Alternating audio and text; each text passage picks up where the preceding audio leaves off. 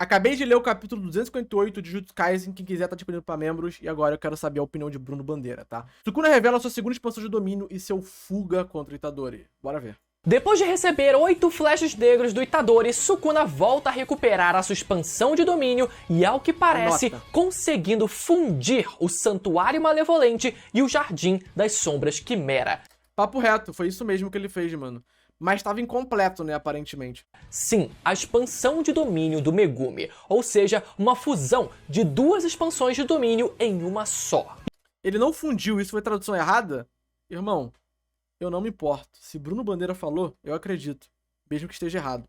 Um homem de verdade deve perdoar as mentiras de Bruno Bandeira. E pra completar, Sukuna finalmente libera sua técnica da flecha de fogo, a mais aguardada desde o começo dessa batalha. Chegou a hora do rei virar o jogo mais uma vez no capítulo 258 de Jujutsu Kaisen. Galera, o hype mais uma vez virou a favor do Sukuna e eu tenho visto muita gente ficar incomodada com isso, dizendo que o autor tá perdendo a linha e bufando demais o Sukuna, mas eu não vejo dessa forma. O Sukuna claramente vem sofrendo uma queda constante ao longo de toda a batalha, mas ao mesmo tempo ele também precisa se mostrar essa barreira quase que insuperável. Então é normal que a gente veja esses picos onde o Sukuna ele ainda consiga brilhar, mesmo que se encaminhando para a sua derrota. Mas esse é o início do fim, pô. Já falei, todo final de luta de mangá shounen, o vilão, ele mostra uma habilidade muito forte, que possivelmente é a mais forte dele, e depois cai, pô. Kaido foi a mesma coisa, tá ligado? O Kaido, porrada, porrada, porrada. No final ele ainda mandou aquele dragão de magma maluco pra cima do Luffy, e aí caiu. Porque é assim que funciona, pô.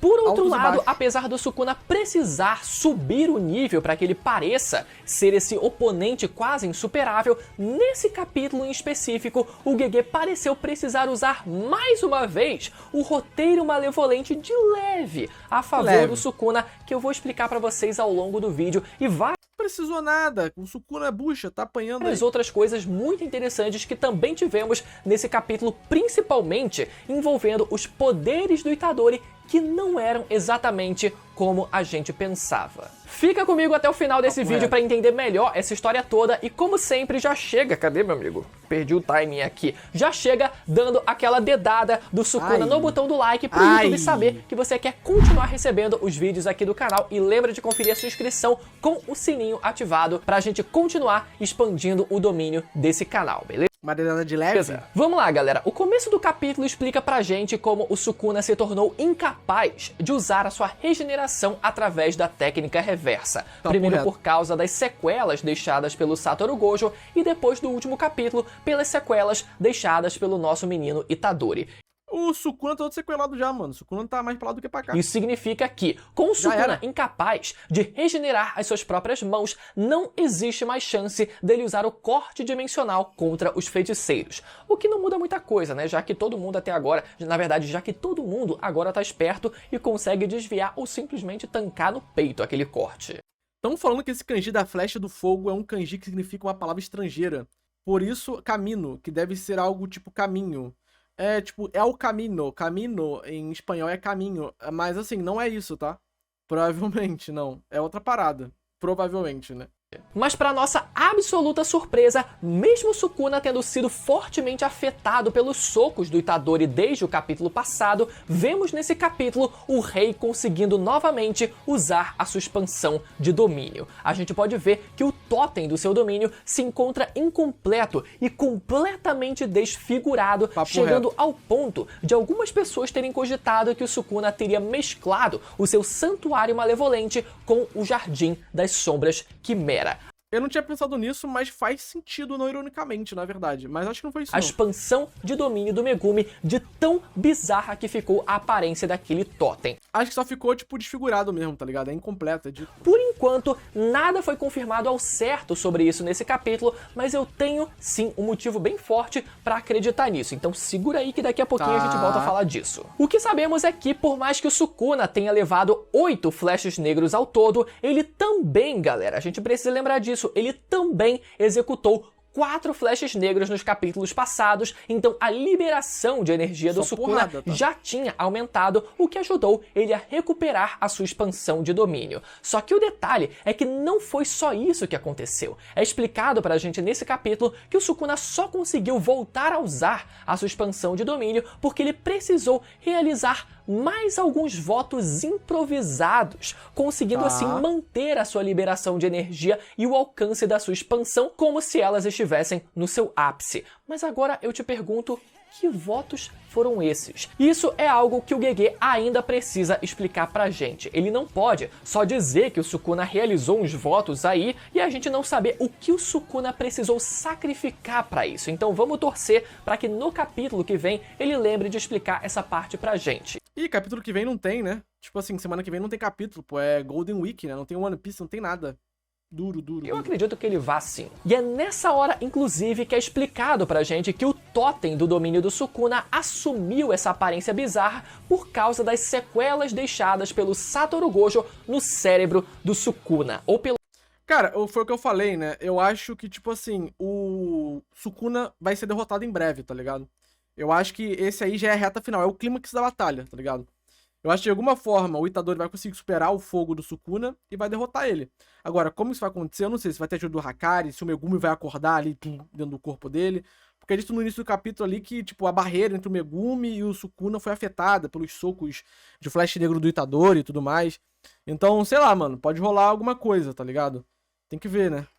Pelo menos é isso que parece ser o caso, já que o vazamento dessa semana veio com alguns balões de fala ausentes, então a informação nessa parte ficou meio bagunçada mesmo. Literalmente, os vazadores tiraram a foto faltando balões de fala, não conseguiram nem enquadrar os vazamentos. Pô, faz um trabalho direito, né, meu amigo? Mas como eu falei, galera, a princípio não tivemos nenhuma confirmação de que essa nova aparência do domínio do Sukuna tem a ver com o domínio do Megumi, mas agora prestem bem atenção aqui. Se vocês repararem bem nessa nova expansão do Sukuna, ela lembra, de certa forma, o totem da expansão de domínio do Megumi. Seja o formato um pouco mais ovalado e até as veias saindo pelas extremidades. Lembra, pô, lembra 100%, velho. Não, ironicamente, eu acho que o Bruno Bandeira dessa vez ele imitou, pô.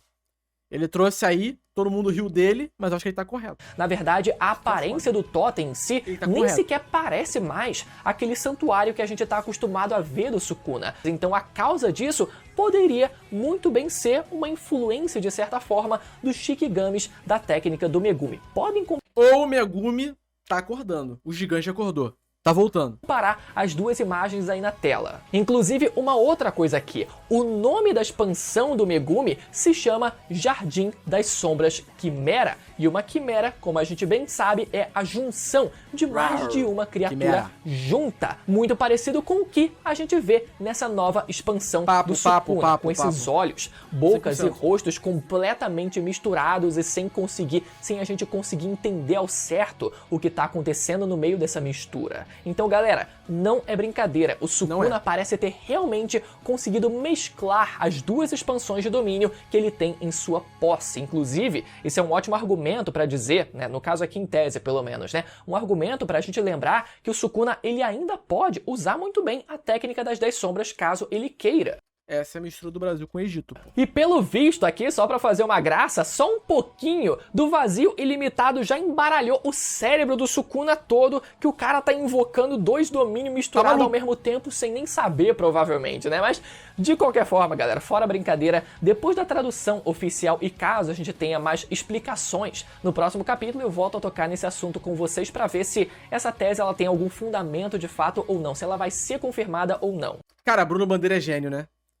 Sai um capítulo com a tradução toda ferrada, ele faz vídeo.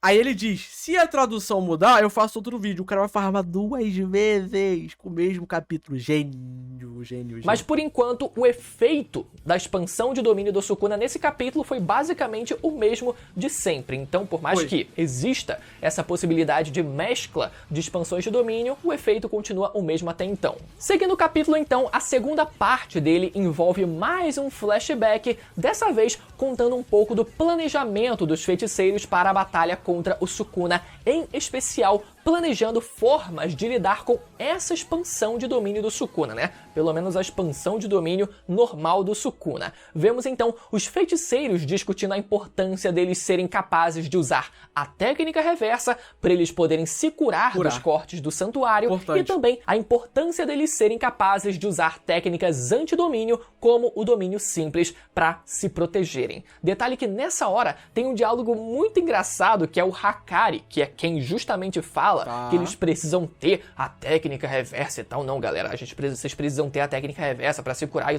tal. E o Choso pergunta, tá bom, mas então como é que a gente faz então? E o Hakari responde, eu não faço a menor ideia, a minha é automática. É automática, né, pô? Ele acerta no gacha lá e fica doido. E o Yuta ainda complementa, eu também não faço ideia, pra mim é puro instinto, eu só faço e a coisa funciona. Mas enfim, Choso afirma que caso o Itadori comesse os outros 6 fetos amaldiçoados, ou seja, os seus outros 6 meio-irmãos, ele poderia herdar não só a técnica inata da manipulação de sangue, como isso faria também com que a composição corporal do Itadori mudasse e se tornasse a mesma da do Choso. Mó papinho, mané. Mó papinho que você pode comer, irmão, hein? E a vantagem disso é que os fetos amaldiçoados, ou seja, as pinturas da morte, são capazes de converter energia amaldiçoada em sangue. Ou seja, enquanto eles tiverem energia sobrando, eles nunca ficam sem sangue. É, cara, esse bagulho aí, quando sair no anime na Netflix, vai ser legal não, hein? A família tradicional brasileira vai ficar um pouco bolada, hein? Não tá legal esse negócio não, hein? Isso faria com que eles não precisassem... É canibalismo, é a porra toda aí, velho. usar somente a técnica reversa pra regenerar os... Cada vez fica mais claro que se a Nobara estivesse viva, provavelmente estaria facilmente nessa batalha. É. E do jeito que o Itadori tá comendo todo mundo, né? Come irmão, come todo mundo, daqui a pouco ele ia tá comendo a Nobara também. Aí tem que tomar cuidado com essa porra, seus corpos, eles podem usar a manipulação de sangue pra regenerar o sangue perdido e a técnica reversa pra regenerar o resto do corpo. Ou seja, eles economizariam o gasto de energia que eles teriam se eles dependessem somente da técnica reversa, que exige um gasto de energia muito maior de um feiticeiro. Agora, outra revelação que tivemos nesse capítulo é que a troca de corpos usada no treinamento pelos feiticeiros não foi possível graças ao Itadori, mas sim graças à técnica do... Já fizeram uma animação que quando eu bati o olho eu pensei que era do anime. Ah, do Itadori com a Nobara. Essa daí todo mundo já viu, né? Tipo, tipo assim, viralizou essa animação e estavam postando no Twitter, tá ligado? Todo mundo já viu pelo menos um frame dessa animação. Ui, olha só que louco isso, galera. Como a gente tem visto, o Itadori ele tem uma compreensão da sua própria alma e da alma de terceiros como pouquíssimas pessoas possuem. E isso permitiu com que o Itadori acertasse diversos socos na fronteira que divide a... Nunca vi, mano, fizeram um hentai, tá ligado? Uma animação hentai mesmo, igual o anime de Jujutsu, do Itadori com a Nobara, pô. E, tipo, isso viralizou, acho que semana retrasada. E estavam postando direto no Twitter, velho. Frame, tipo, vídeo, link, tá ligado? Me surpreende ninguém nunca ter visto, tipo, pelo menos um frame disso, tá ligado? Porque isso viralizou pra caralho no Twitter. Alma do Sukuna, do Megumi, para que aos poucos eles fossem sendo separados. E isso tudo levou a gente a acreditar que o Itadori seria capaz de trocar a sua alma de lugar com outro feiticeiro, justificando aquela cena mais antiga em que ele parece ter trocado de corpo com o Kusakabe durante esse intervalo de um mês. Mas a gente descobriu nesse capítulo que isso só foi possível graças à técnica inata do Ui, que como a gente bem sabe é capaz de teletransportar pessoas e objetos com ele. Só que a verdade é que a técnica do Ui não se limita apenas a isso. Com essa técnica, o Ui também é ele gosta de falar capaz de teletransportar as almas das pessoas e fazer com que elas troquem de corpos. Satoru Gojo vai baixar no corpo do Itadori, tá? A alma do Itadori vai sair do corpo e o do Gojo vai entrar.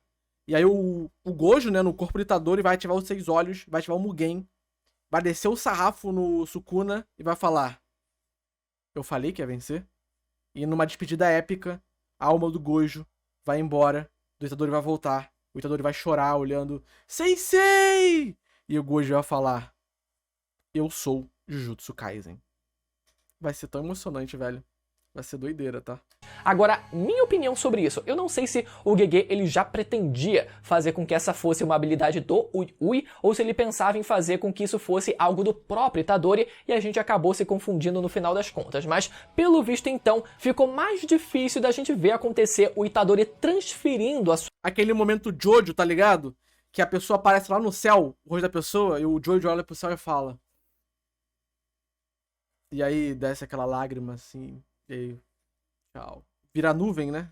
Sua alma para dentro do corpo do Sukuna a fim de resgatar a alma do Megumi de dentro dele, já que a princípio ele não pode fazer isso por conta própria. Ou seja, resta então a nossa segunda alternativa, que é o Sukuna vomitar o Megumi pela boca do estômago, como eu sempre gosto de lembrar aqui, meu amigo. Pô, mas talvez isso possa ter rolado, tá? Tipo assim, e se o Yui, quando o Gojo morreu, pegou a alma do Gojo, tacou em outro lugar pra segurar a alma dele, tá ligado?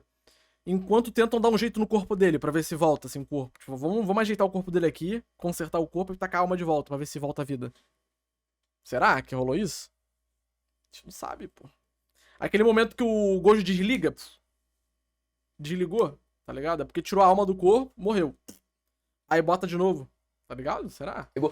Eu tô insistindo nessa ideia porque eu tô bem confiante. De qualquer forma, como o Ui só podia fazer com que os feiticeiros trocassem de corpos 2 vezes durante aquele período de 1 mês, ele alerta para os feiticeiros escolherem bem as suas duplas. E vemos que o Itadori escolheu trocar de corpo primeiro com o Kusakabe a fim de aprender a usar o domínio simples, que é a especialidade do homem. Isso explica aquela cena de vários capítulos atrás dos dois treinando com os corpos trocados que nunca tinha sido devidamente explicada. E a segunda dupla escolhida pelo Itadori parece ter sido o seu meio-irmão Choso, para que o Itadori pudesse aprender a usar melhor a então já foi, né? 2 vezes em 1 mês, então já técnica era. de manipulação de sangue. Então e qual o propósito nesse treinamento? Cancela tudo, fomos refutados. Atingir o mesmo resultado de quando Sukuna esteve no corpo do Itadori, que fez com que o corpo do Itadori gravasse as técnicas de corte do Sukuna através de uma memória muscular e até energética.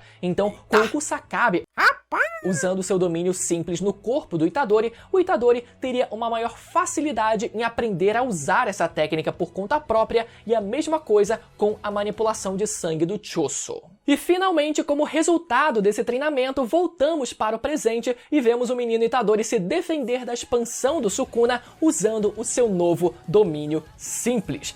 Será que se o Itadori comeu o Choso, assim como comeu os fetos, ele fica 10 vezes mais forte? Eu acho que se ele comeu o Choso, ele vai gostar, o Itadori. Mó safado o Choso, mano. E enquanto a expansão do Sukuna segue surtindo seu efeito, temos a explicação de que o Sukuna escolheu fazer com que a sua expansão não tivesse puxão de cabelo, tapinha na cara, soco na costela, tá ligado? uma barreira Dedinho na boca. fechada por causa de uma única personagem, Maki Zenin. Como a Maki não possui energia amaldiçoada, ela não poderia ser presa dentro da barreira que cerca a expansão do Sukuna, já que ela consegue entrar Um flash negro na costela? Quem não? e sair de qualquer barreira, e ainda por cima era muito bem capaz dela nem sequer ser vista como um alvo do acerto garantido da expansão do Sukuna por esse mesmo motivo. Então o Sukuna decidiu usar uma expansão Ah, não é desse jeito que come? Entendi. sem barreiras Foi mal. para que tudo ao seu redor fosse atingido indiscriminadamente. Mas como bem sabemos, uma expansão sem barreiras é algo que somente os mais refinados feiticeiros são capazes de fazer, mas dado o estado físico do Sukuna, ele só poderia manter essa expansão ativa por 99 segundos. Vemos então Itadori, Choso, o assistente do Nanami e a Maki, todos se protegendo com seus domínios simples da expansão do Sukuna. Assistente do Nanami? Ou não! Ah, o Ino? Na verdade, podemos ver que a Maki precisou da ajuda de outra feiticeira, já que ela própria não tem como executar qualquer técnica Papo que reto. envolva Jujutsu. E ao que parece, aquela que foi socorrer a Maki foi a feiticeira Miwa, Verdade. aquela que fez um voto para nunca mais usar uma espada pelo resto da sua vida. Olha só, ela aí sendo útil mais uma vez. Não é muito bom ver pelo menos ela Assim, ela pode não usar mais uma espada. E se ela puxar uma pistola, irmão? A pessoa, piu, piu, piu. Olha aí. E se na verdade agora ela usa as mesmas armas que a irmã da Maki usava? Tipo, que elas eram amigas, né? Forma de homenagem, tá ligado? Lembra? Porque o samurai, ele vai da espada pra arma. A evolução japonesa das armas é assim. Eles foram da katana pra arma. E se ela for a mesma parada? Caralho, a gente agora foi longe, hein? Tem lógica. Pode não acontecer, mas tem lógica.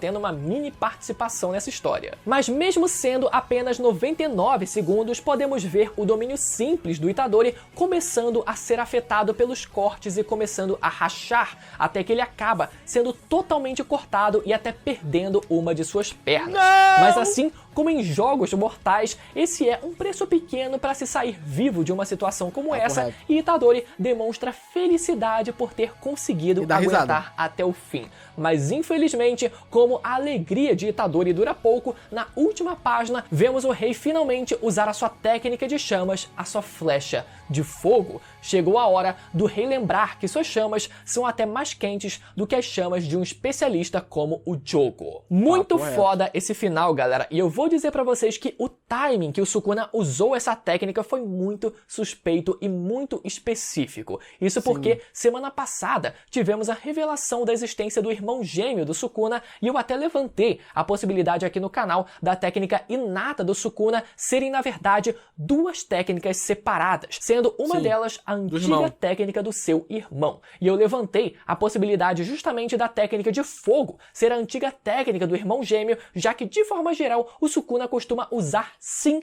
as suas próprias técnicas contra os seus inimigos. Cara, pode ser. Alguém, tipo assim, pode não ter conseguido usar o domínio simples por tempo suficiente e foi de comes, né? Pode rolar isso mesmo, mano. Eu não me espantaria. Tanto que ele demorou a começar a usar pra valer a técnica das 10 sombras contra o Gojo. Algumas pessoas até comentaram no meu último vídeo dizendo que, na verdade, a técnica de fogo seria a do Sukuna, enquanto a técnica de corte seria a do irmão gêmeo, e por isso o Itadori herdou a técnica de cortes do seu pai, que era, como a gente bem sabe, a reencarnação desse irmão gêmeo. Também acho que pode ser isso. Até poderia ser esse o caso, só que, Também acho galera, que foi isso. a história ela já deixou claro que o Itadori ele foi capaz de usar as técnicas de corte por causa da possessão do Sukuna no seu corpo, e não por causa de herança genética. Então o Itadori vai puxar o fogo também, pô. O Itadori vai puxar o arco e flecha e vai ser fogo contra fogo, tá ligado? E aí o Sukuna ele vai perder, tá? Assim como o Sukuna acabou com o Jogo num duelo de fogo, o Sukuna também vai perder num duelo de fogo. E aí o cinema inteiro vai chorar. O Itadori vai olhar pra câmera e falar: eu sou Jujutsu Kaisen.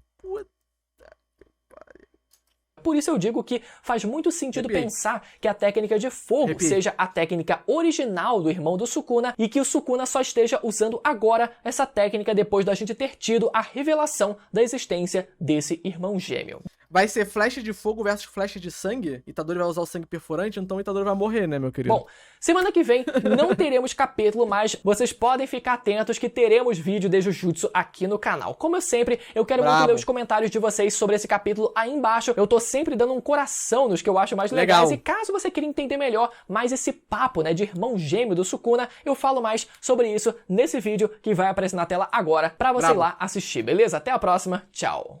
Tchau, tchau. Bom vídeo, pô. Bom vídeo do Bruno Bandeira, mano. Bruno Bandeira é gênio, gênio, gênio.